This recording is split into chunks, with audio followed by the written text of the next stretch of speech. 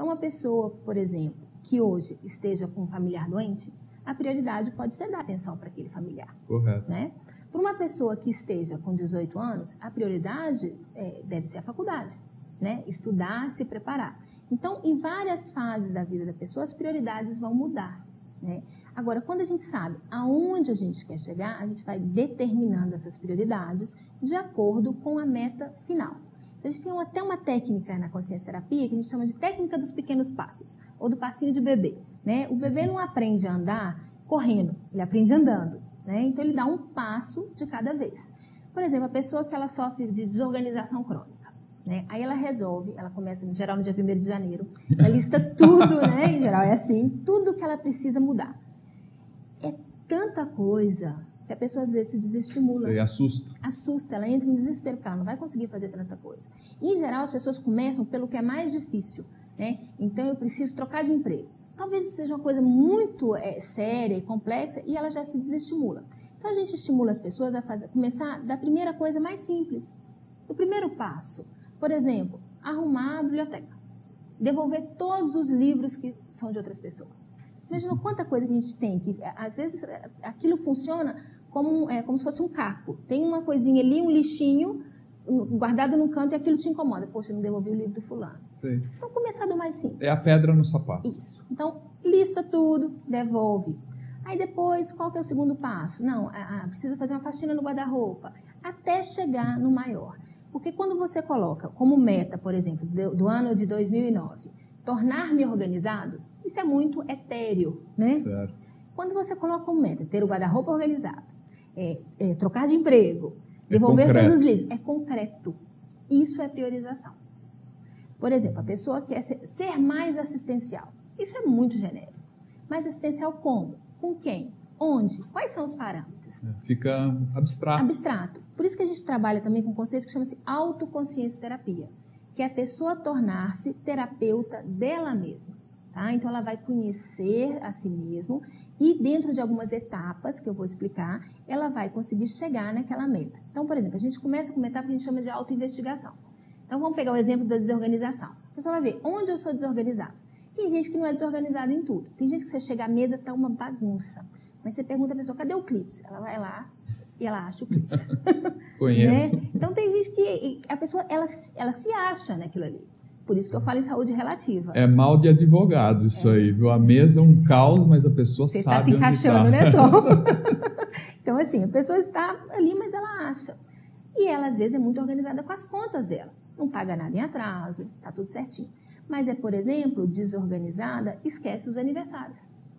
Não liga para ninguém, a mulher vive brigando porque esquece as datas. Então, são problemas muito específicos. A pessoa precisa se investigar e ver aonde é que está o problema.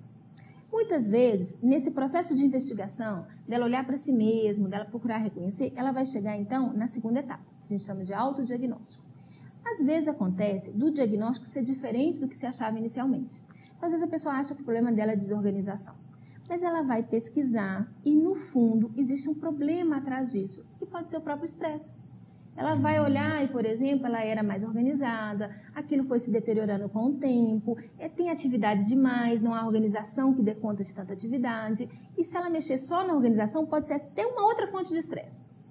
Olha só. Então, às vezes, ela vai perceber, olha, não, cheguei no diagnóstico, meu diagnóstico hoje é excesso de atividade, é estresse. Aí ela vai conseguir passar para outra etapa, terceira etapa, que é do autoenfrentamento.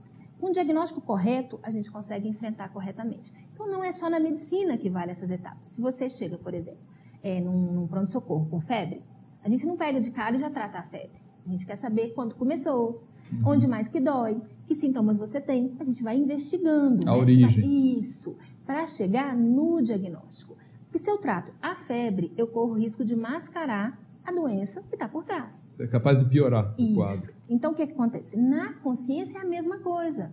Se a gente começa a remendar tudo que está na superfície, né, que é o que acontece muito comumente hoje em dia, a mulher brigou com o marido, ela vai fazer uma cirurgia plástica. Né? O problema, ela enxerga, não, briguei, não aprofunda no que está ali e já vai atrás de uma solução emergencial. Né? Ou então os casais, eu estava lendo ontem uma reportagem sobre o aumento do número de infidelidade. Está ruim o relacionamento, vai ser infiel. A pessoa não pensa por que está ruim, como é que pode melhorar. É essa falta desse processo. Então, a gente trabalha com método. Então, esse método, investigação, diagnóstico, que leva ao enfrentamento. Aí, no enfrentamento, vale as técnicas que eu falei, uma delas, que é a questão dos pequenos passos. É preciso ter método em tudo. A gente precisa anotar, escrever, ver qual passo adiante se deve dar. Então, você chegou no enfrentamento, vamos pegar aqui a questão do estresse. Como é que se enfrenta o estresse? Por exemplo, atividade física, redução de tarefas, existem algumas vitaminas, a pessoa precisa procurar um médico. Ali ela passou na etapa ali, então, do enfrentamento. Na hora que a pessoa começa a fazer cada uma dessas etapas do enfrentamento, por exemplo, a gente deu o exemplo de arrumar o guarda-roupa, isso deixa a pessoa mais feliz, isso gera energia para que ela possa fazer a segunda etapa. Tá? Quando a meta está muito distante, isso demora tanto a chegar que a pessoa vai se desestimulando ao longo do caminho. Então, depois da etapa do enfrentamento, a gente consegue superar um traço. Aí a gente chega na superação, na autossuperação de determinado traço. E isso ao longo da vida da gente vai indo e vindo. Porque alguns traços a gente supera com uma semana de investimento, né? Por exemplo, a falta de poliglotismo. A pessoa não fala nenhuma língua. Se ela investir bem um ano, ela começa a falar uma língua. Já uma pessoa que é mais teimosa, ela vai ter que investir aí uns 20 anos, talvez, para superar esse traço. Então, algumas coisas a gente mexe com lapidação, a gente melhora, a gente controla danos, né? E investe, de fato, no que a pessoa é boa.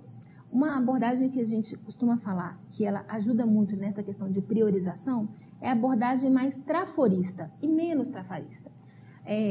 A gente perde muito tempo, às vezes, tentando melhorar traços da gente e gasta pouco tempo aperfeiçoando traços.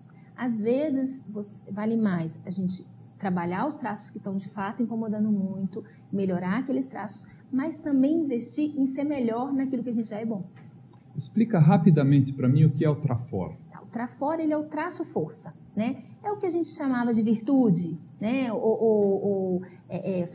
Fortaleza de caráter. São as coisas boas, as características boas de personalidade. Por exemplo, a pessoa organizada, a pessoa sincera, a pessoa determinada, são todos traços forças, né? E os traços fracos, ou trafares, são aqueles que enfraquecem a personalidade.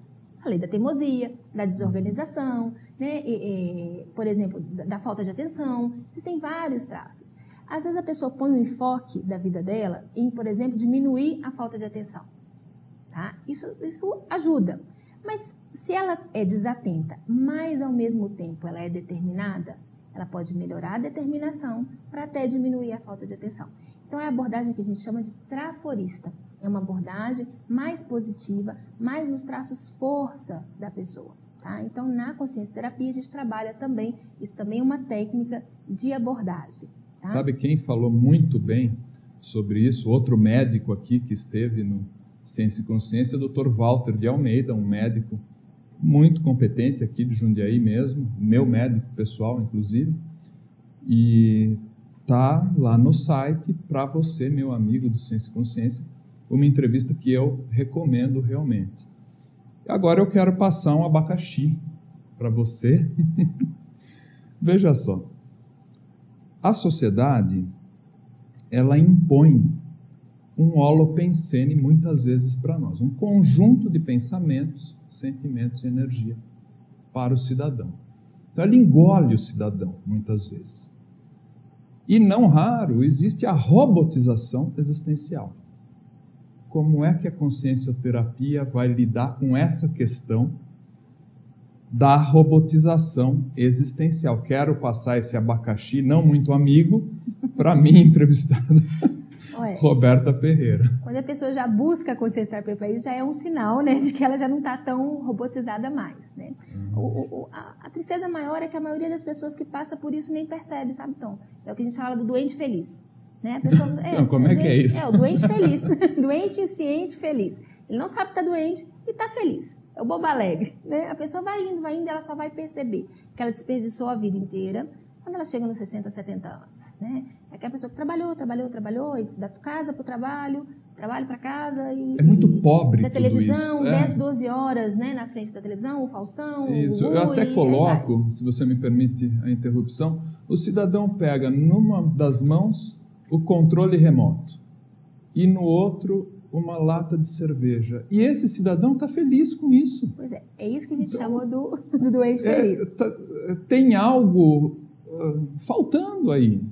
É muito pouco, é muito pobre para uma existência.